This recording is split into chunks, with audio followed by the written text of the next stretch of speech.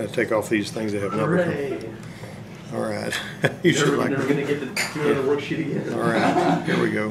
Yeah. Well, it's an engine repair thing is what it is, you know, so you need to know, if you need to know how to repair engines, that's basically one of the things you're supposed to be learning.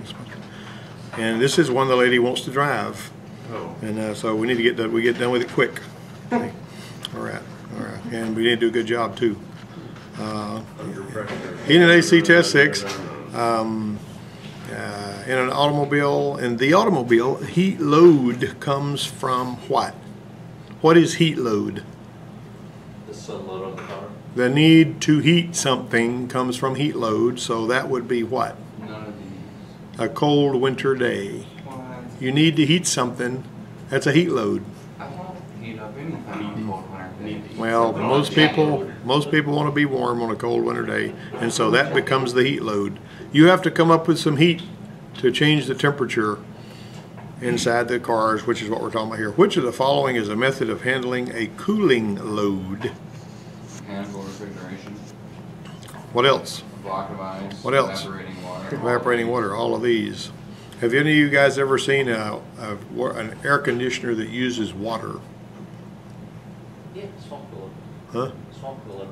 Yeah, exactly, swamp cooler. Like we got one over here in the other shop that is that. Bolt up on the side of the No, car. it's sort of, but this one here's got 4 cardboard things that air passes through, and it's got a little pump, and it runs water down them, and it pulls air through there, and it's like 15 degrees cooler, the air coming out than it is going in.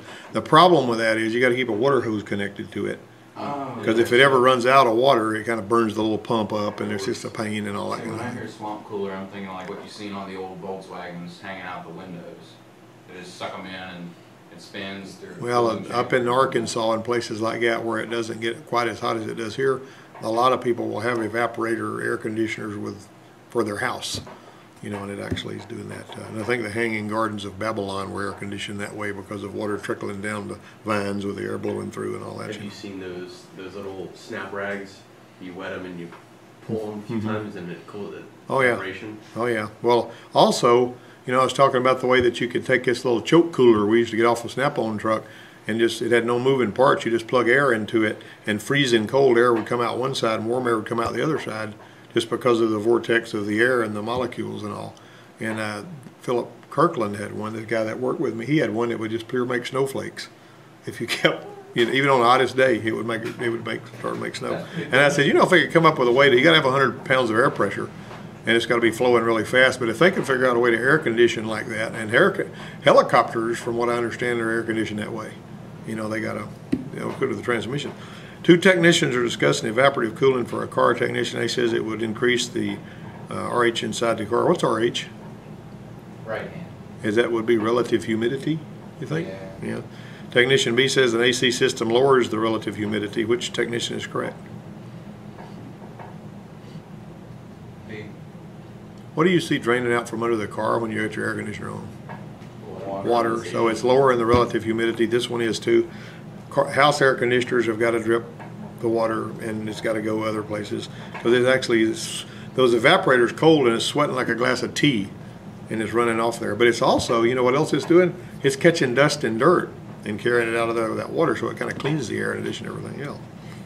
Which of the following describes the drawback of mechanical refrigeration? It takes energy to drive the compressor. That's not too complicated, is it?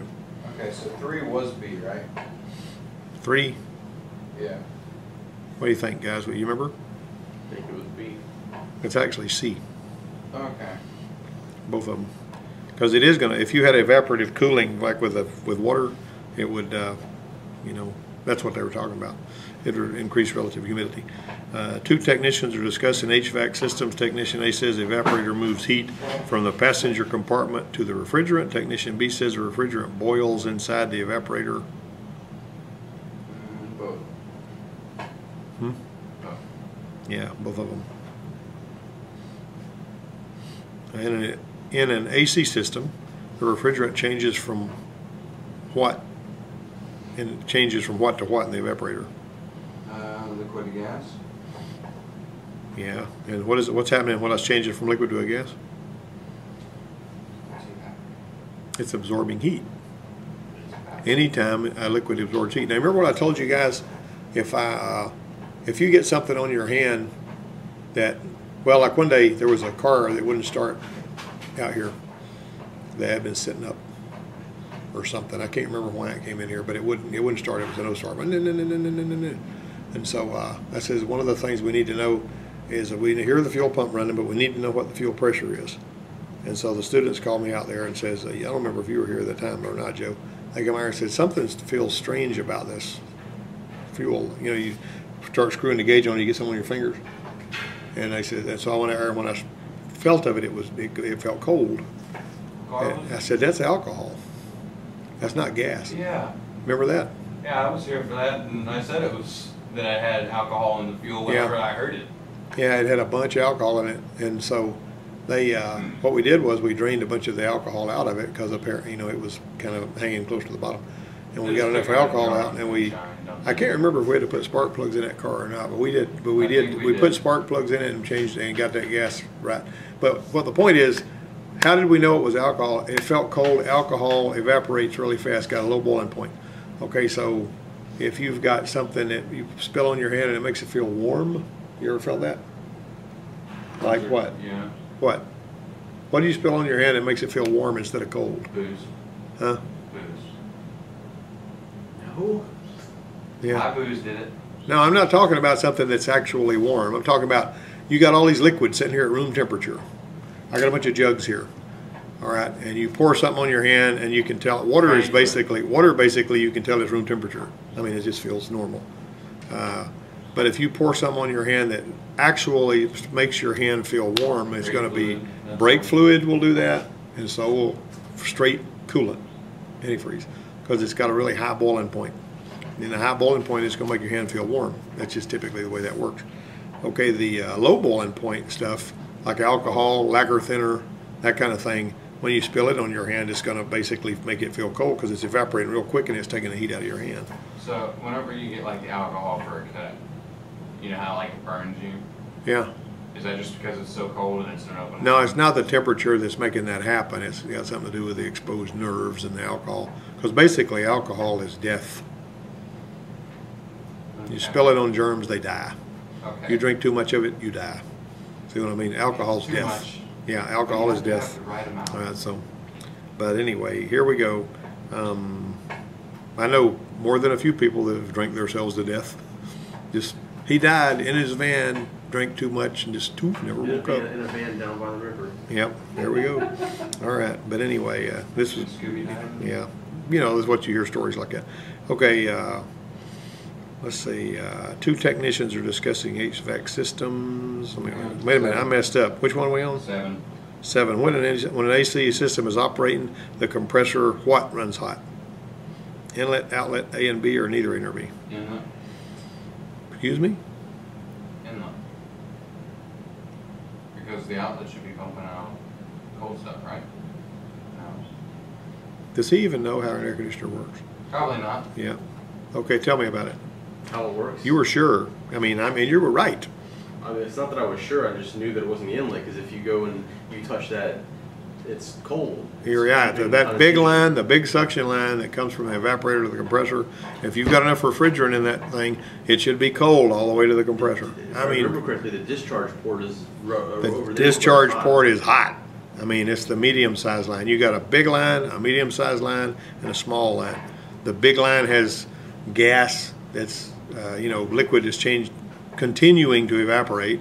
It hasn't done all the evaporating that it needs to do, or that it can do, and the evaporator is still evaporating. How do we know it's still evaporating? Because it's cold. It's condensation. Because it's still cold, yeah. And so the discharge line takes this cold refrigerant and squeezes it down and makes it hot, which is what your supercharger does too. On this car that he's working on, it's got a supercharger on it. It actually is going to heat the air up. That's why you have to have what? You're running a supercharger or turbocharger, you're going to get the most power if you run it through an intercooler. Cool the air back off. It's like a radiator that the air is going through, right? But anyway, this is the discharge line. What's in the discharge line? What state is the refrigerant in the discharge? Liquid. Not yet. What does it have to go through before it becomes a liquid? We've been through this. It's got to go through the condenser. So it's going to be high pressure gas going to the condenser. It's going to be changing to high pressure liquid in the condenser. If it's a subcooler, like what's on the Sonata, not only is it changed into a high pressure liquid, it gets cooled off. It leaves the subcooler, goes through a receiver dryer, and then it becomes cool. And so you have cool, high pressure liquid going through that line to the evaporator, and it gets even colder when it goes through the expansion valve. That's a smooth little deal. Just make sure you understand how that all works. Let's see. Technician A says some devices generate heat by compressing gas to a higher pressure. Technician B says some devices generate cool air by allowing a compressed gas to expand. That's Charlie. Both technicians. The temperature of the refrigerant as it leaves the compressor on the discharge side should be Hot. hot. We just talked about that. Really quick, what was 6 again? It was, What was 6? yeah, it was A. Yeah, the refrigerant. It changes from a liquid to a gas because that's what I was doing. It's evaporating. Number 10, compressing a vapor does what? Increases the temperature. Increases the pressure and increases the temperature. Temperature and refrigerant pressure are closely tied together. In a hybrid vehicle, heat may be added to the heater by what? Increasing engine running time. The PTC ceramic element. If the engine's not running, you're not making heat, right? What is a PTC? Hmm. Or what Power is train control. Well, that's a pretty good question. What would it be? What do you think? What is a PTC?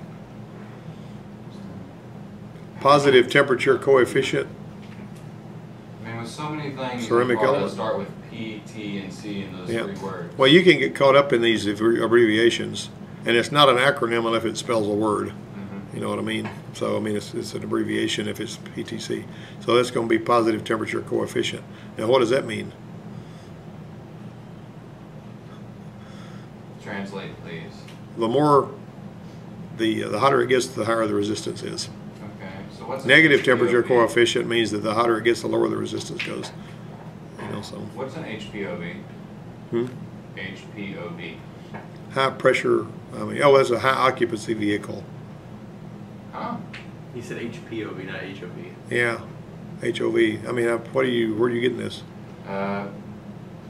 Dude on Craigslist has a car. It's a Nissan 240. He said that the HPOV is off of it. And I have no idea what that means. The HPOV is off of that. I'll have to think about that. I don't have any idea what it is. I'm not buying the car. Oh, put it into Google. It'll tell you. You know, HPOV. Every time I hear H and OV, I'm thinking about high occupancy vehicle. High pressure. So what? Overhead valve. Go with that. Maybe, I don't know. He's Googling it on his iPhone. No, I'm not. No, I'm kidding. I actually am. Yeah. All right. Is that an iPod? It's an iPod Touch. Mhm. iPhone. Yeah. He doesn't. He has to have two. He has to have two things with him. It's an All right. iPod So Touch. You get internet. tell me what HPOV means. I'm looking. I'm exhibiting my ignorance by not knowing what it means. What does it mean? 1990 Nissan 240 inline 4 Hewlett Packard HPOV. overview. Hewlett Packard overview. That sounds good. I can see why they'd remove that from that Nissan. Okay, let's go. Let's keep going. Heated seats may use any of the following except what? Oh, it's a vacuum line. What about it? Heated seats. You ever had a heated seat? Yeah. They don't use circulated hot water in a heated seat. Is it A? However, I had TV a device. I drove a 67 Chrysler New Yorker that had heater hoses going all the way from the engine through the car to a heater core that was under the package tray in the back, and that's how the rear window defrost worked. And so here I was driving. I was going to the junior college at the time, and I was driving around that big circle around the junior college, and one of those heater hoses busted inside the car, and it filled the whole car up with steam. Ooh, I bet you when you roll down the windows. I rolled the windows down, and I was trying to see where I was going, and it was just crazy. But and I didn't even know until then that it had heater hoses running through the car, going to a heater core under the back package tray. I did. It also had that particular black 67 Chrysler New Yorker had a little ray gun looking thing on the dash. It was supposed to be your automatic headlight dimmer. And it looked like just sticking up off the dash. It looked like a little ray gun. And whenever this big truck coming one night when I was going home, and it turned my lights to bright and dim, bright, dim, bright, dim, then it turned them off. And me looking at this big truck, scared the daylights out of me. I unplugged that thing because I didn't want to have to buy parts for it. Joe, what Craigslist was that car on? Birmingham. Oh, okay. Oh, you're going looking for one too? All right. In a CO2, Yeah. R744. That's it. R744 is a CO2 system. The high side pressure is above the critical pressure, and what does that mean? CO2 will not condense to a liquid form. The CO2 will not condense to a liquid form. CO2 is a paintball Yeah. thing. Yeah, I know, but it's condensed to a liquid form on that, and it gets mighty cold. What two things are accomplished in the condenser? Both A and B. Both A and B. And that's going to be, they remove heat and recycle gas back to a liquid. That's in the condenser. It removes latent heat, basically, is what it does. It gives off the heat, and that's why you got a fan blowing across it. In this diagram of a condenser, refrigerant enters at point A and leaves at point D. What state is the refrigerant in at point C? Changing from liquid to gas. Who else is going to talk? Hey. Torque converters. Huh? Yeah, torque converters. That's he's going to have to get the torque converter out of that Buick before he's going to know which one he needs, because there's two of them. Okay. And the RPO numbers on that car, none of them lined up with what Wade was wanting. Okay. I mean, I found the RPO sticker and read every number on it to him, and none of them matched up with what he was looking for. Okay. I just love that kind of thing. All right. All right. Okay. Now, what was number 15? It was A, wasn't it? Changing from a gas to a liquid. Or is it? Somebody It's changing from dispute liquid to that. gas. Got to be changing from a liquid to a gas, doesn't it? All right. As the refrigerant passes through the condenser, what does it do? It condenses, gives up latent heat. Gives to the up airflow. latent heat to the airflow. That's correct. I had to read it. Yeah. It also is cooled by ambient air and condenses from a gas to a liquid. So that's all of these in it. The compressor in an AC system is needed to do what?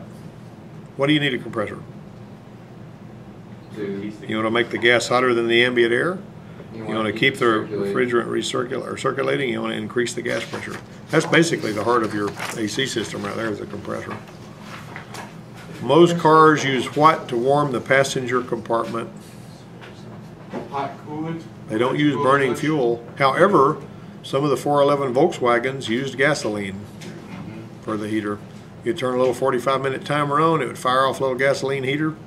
Of course, the exhaust was going out, but it was heating up a little heat exchanger in there. So would it be any of these? No, it would actually be number 18 is C, because those Volkswagens are a strange critter.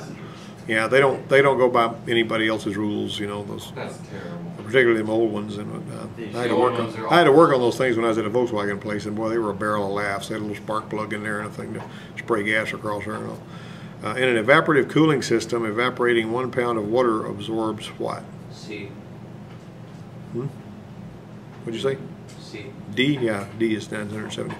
In this diagram of an evaporator, what is happening? In this diagram of an evaporator, what's happening to the refrigerant at point B? Point B, it is boiling.